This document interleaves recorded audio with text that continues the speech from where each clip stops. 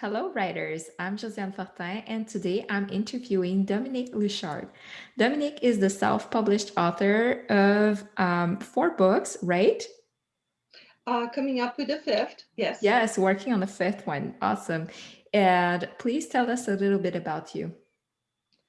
All right. Well, I was born in France, grew up in France until I had the opportunity to study in Montreal, Canada, and went to law school in Montreal.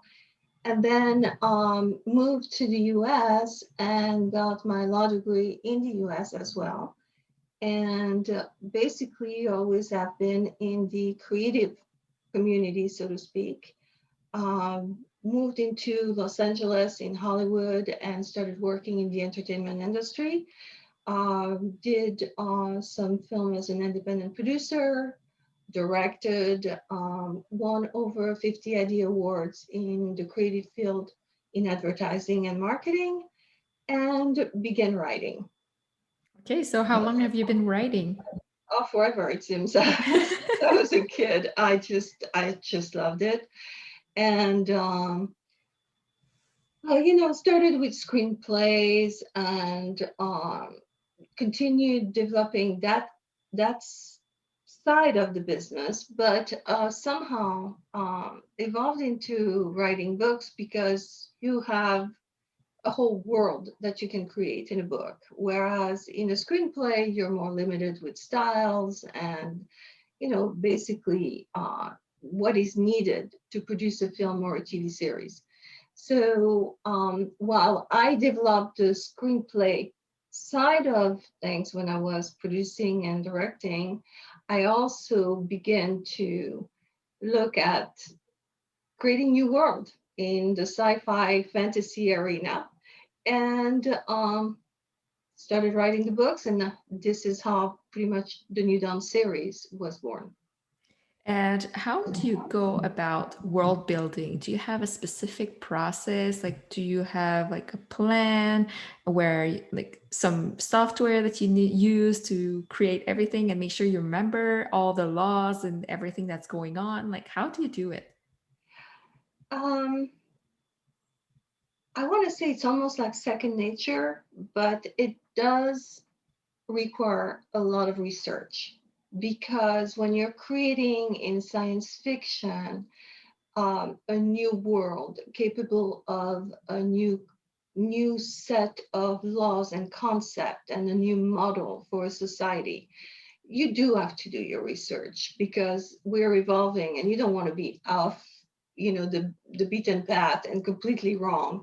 And as a futurist, because I do tend to look at things and the way things are shaping over the horizon, what's coming to us in the next 10, 20, 50 years, um, I dive a lot in science and in technology and in innovation.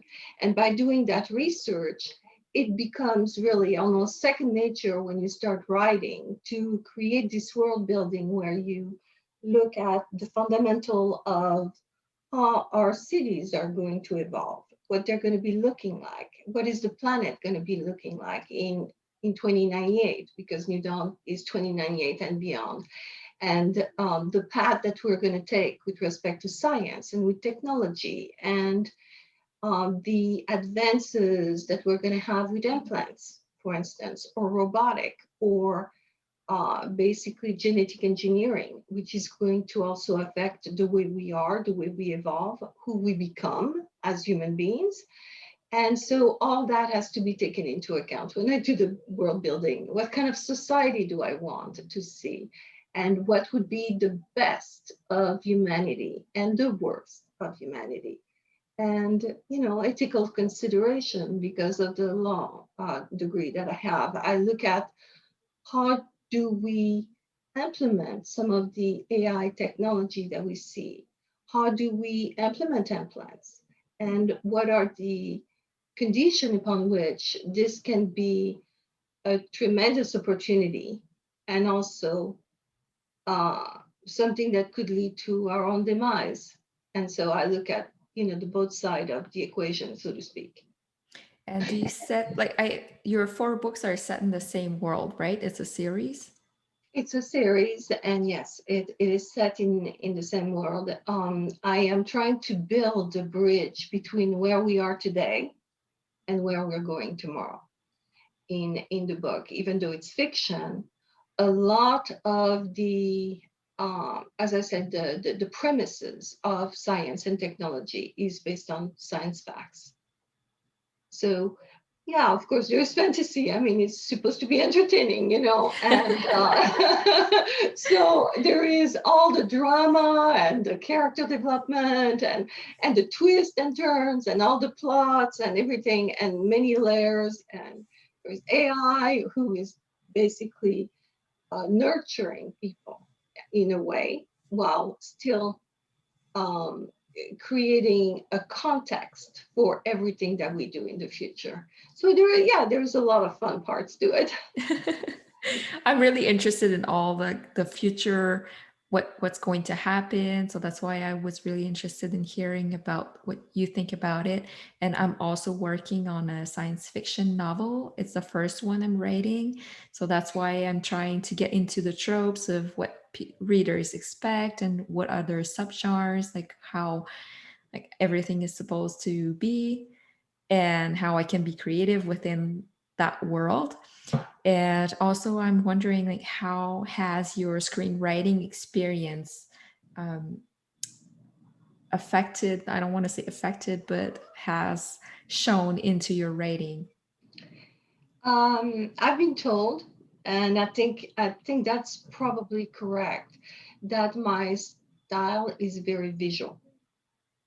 And so because of coming from a film background, my descriptions are very visual. They tend to be something that you can kind of like jump in almost when you read the novel. Um, and I tend to have inner dialogue with the characters because I think it's important to create the complete environment and the context in which they not only were raised in this new world, but the paradigms that they face when they're confronted with some of the things that we do today. Because it's a novel that span time and space in a way. It's a series that goes from the 2018 to 2098 and beyond, and we go back and forth, and then we are going to go way beyond 2098 at some point in the storyline. And so the characters that come back in time to implement certain things that they feel need to be implemented in our timeline are not thinking in the same way we think today because they were born and raised with an AI in the back of their mind. And so there is a lot of fun things that happen as a result of that. How do you think that artificial intelligence will influence our work as writers? Have you looked into that? Because I tried using GPT-3 to generate some stories and stuff like that, and I would need some coding experience to actually be able to do something valuable out of it. But do you have a fear or are you excited? Like how do you see the future of writers with artificial intelligence? I think artificial intelligence is going to completely change our global landscape. First of all, that means everything that we know today is going to be transformed into something else. And we're going to be along for the ride, whether we want it or not. And that's that. Having said that, there are great opportunities for us. And having said that, there is also some challenges that we need to be aware of. In terms of writing, I know that today you can basically have an AI put together text for you in the context of whatever it is that we put out as content and create that for you faster than you and I could be writing a chapter.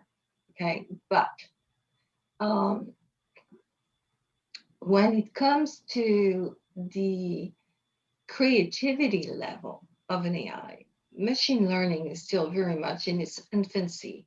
So I don't think we're going to see for the next maybe 5 years enough of a cycle where we're going to, as writer, think, oh, the machine is going to create all the stories. It's not going to happen. I think that where we still have an edge is in our creativity as authors and as writer, because AI and machine learning especially is just about patterns. And before we accumulate all the different patterns, all the different contexts, all the different structure that our mind can develop in terms of storytelling, um, it's going to take a while. And I don't think that AI is made quite for that. I think our edge with AI technology is our creativity, is our ability to adapt as human beings, to build different world, different stories, different characters, different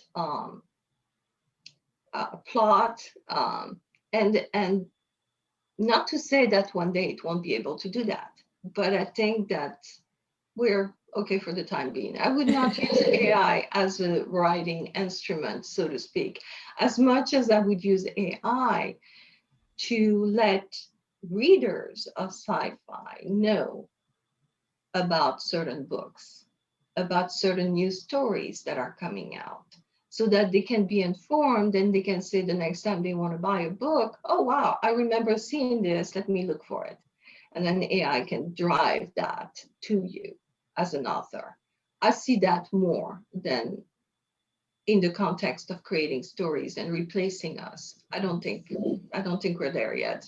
Okay. And I heard about someone who was using AI to create social media posts. So that's a Yes. way of using AI to promote yourself and do some marketing for yourself, maybe extracting some quotes from the book or whatever. I don't know how that would work, but that's what he had been doing. And so I find that really interesting. It is going to happen more and more, where we're going to let the AI work for us on the marketing end. That totally, it's made for that. And I think we do need to take advantage of that sooner rather than later. Yeah. Yeah. And you were attracted to science fiction because you like to think about the future and you like the world building. But are there other reasons why you wanted to write science fiction? And you talked a little bit about fantasy. Do you plan on writing fantasy? Well, in sci-fi, there is a little bit of fantasy no matter what, even if you're grounded in the science and the technology and the evolution that you see happening. Um,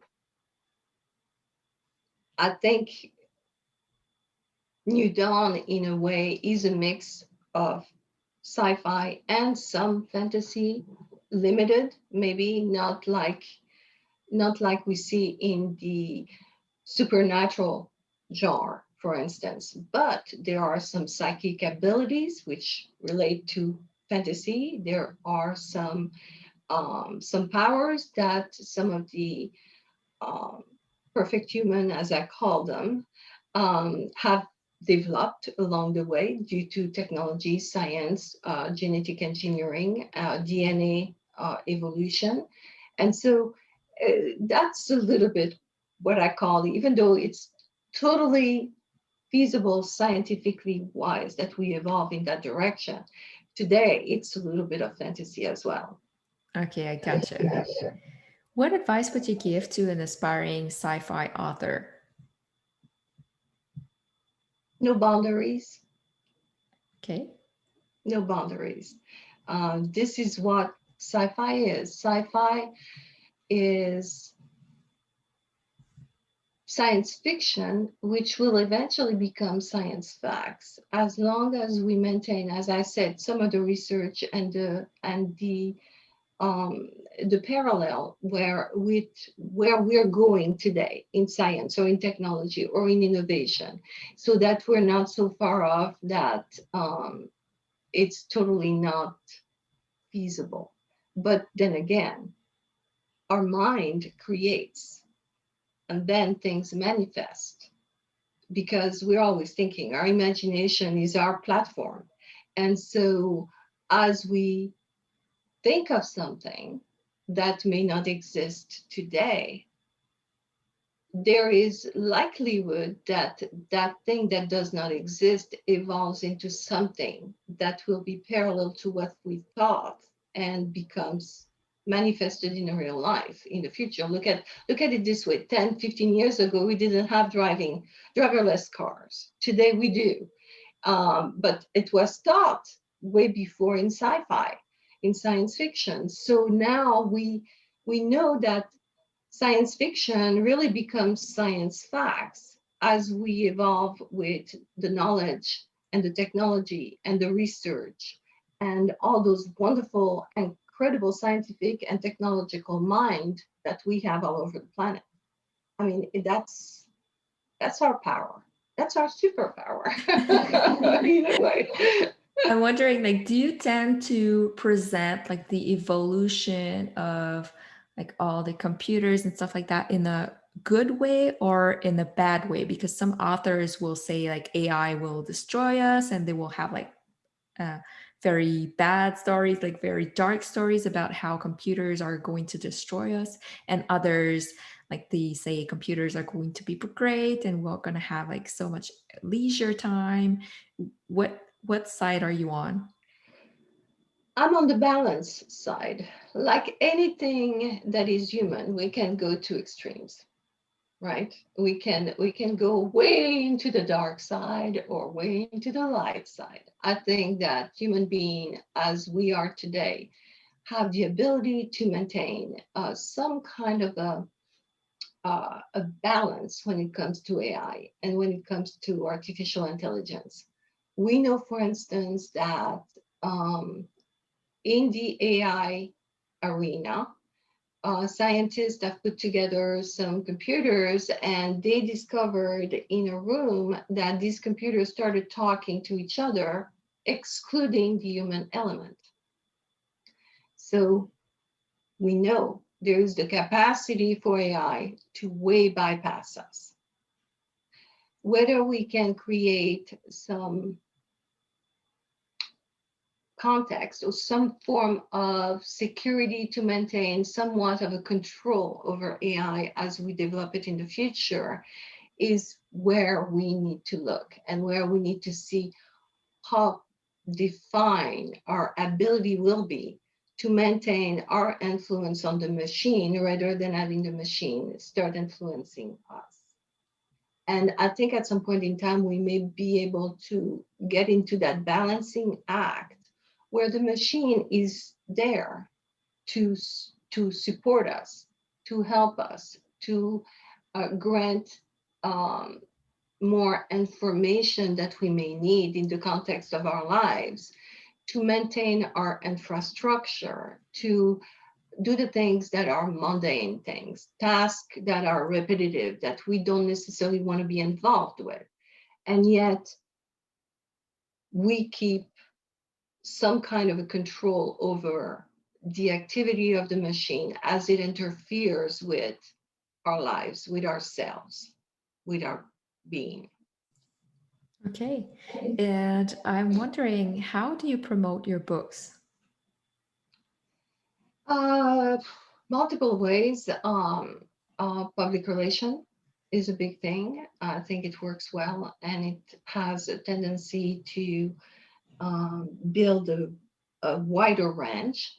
Social media, like most of us do as authors, we try to be on the different platforms. Um, Okay, I don't know about these platforms. So can you get more into details, like what they are, what you do on them?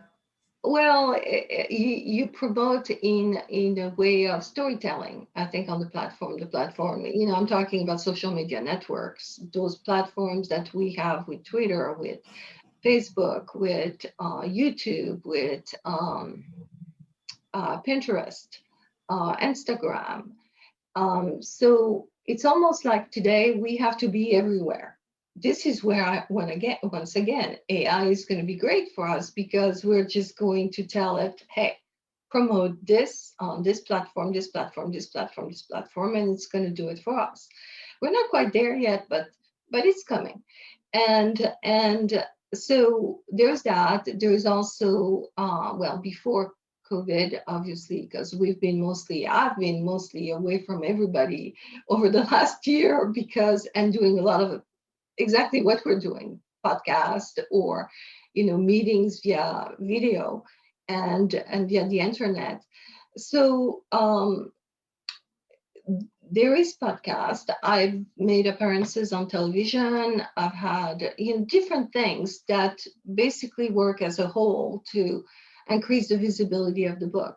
And I have to say, I have not been as active as I should have been with the first book. I was busy writing the second book, and so now today with 5 books, I see that there is a demand for much more activities over all these social media platforms, the book platforms, all the things that an author needs to have, and it's about building your own infrastructure basically.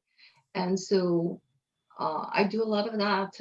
It's about probably 2 to 3 hours a day, and then the rest of it is writing. So I kind of like balance that. And usually I write for about 4 hours. So Okay. it's a daily thing. It's every day, Yes. So Yeah. have you completely stopped your screenwriting practice? Are you 100% in novels? Right now I am, because the purpose of these novels is to create the series and the films. And Okay. so, no, I have not stopped the screenwriting, but the focus has been to create enough volumes in the novels to be able to sustain something that will be more long term. There is nothing worse as a sci-fi lover, because I watch everything that is sci-fi, to get involved with characters in a series and after 3 years it's gone. And I'm like, no, I want to continue loving the characters and loving the plot and just being involved in this. And so sometimes I find that there's not enough. And so I think a series is where it allows us the range to say, of course it can be boring, it can be repetitive, it can be so, oh, I've seen it before in the first episode of the first year or the third year or whatever, but it has to have an evolution that maintains the story in its inception, in a way, so you bring always something new to the table. Do you plan on doing like a TV series, or it will be movies after movies? Like how do you want to transform it? I would rather have a TV series, to be Okay. honest. And the reason I said that is because in a film, there is only so much character development you can do. And sometimes a film cannot convey enough about the backstory and the characters because you're limited to 90 minutes, unless you do a sequel and sequels, which is different then.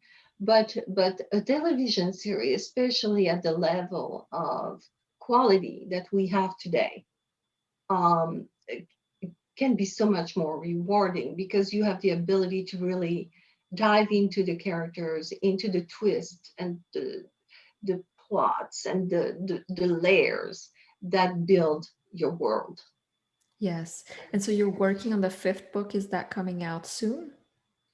Reboot is supposed to come out second quarter of 2021. Okay. And then afterwards, do you already have book 6 planned, or do you want Uh, to do something else? 6 and 7 are already written. It's just a Okay. matter of now editing them, which takes Okay. more time. You're really productive. I try to be, and I love what I do. So it's an easy thing. When you're passionate about something, it comes naturally almost. And it's like, oh, I've got to write this. I thought about this thing. I got to put it on the page. So yeah, and it's fun. It's a lot of fun. Awesome. So if people want to know more about you, about your books, where can they connect with you? They can go to windowmedia.com, and just put author, and then under author you will have all the books, and so it's windowmedia.com and then /author. Okay, I'll make sure to share the link in the show Yeah. notes. Thank you so much. And if Yes. they need to go straight to well, my name is more complicated. This is easier. But I'll share also your website on the show notes so they can find your social media too. So make sure to check that out. Thank you so Thank much. you. Thank you, Josiane. Thank you very much. And it was a pleasure meeting you and being here with you.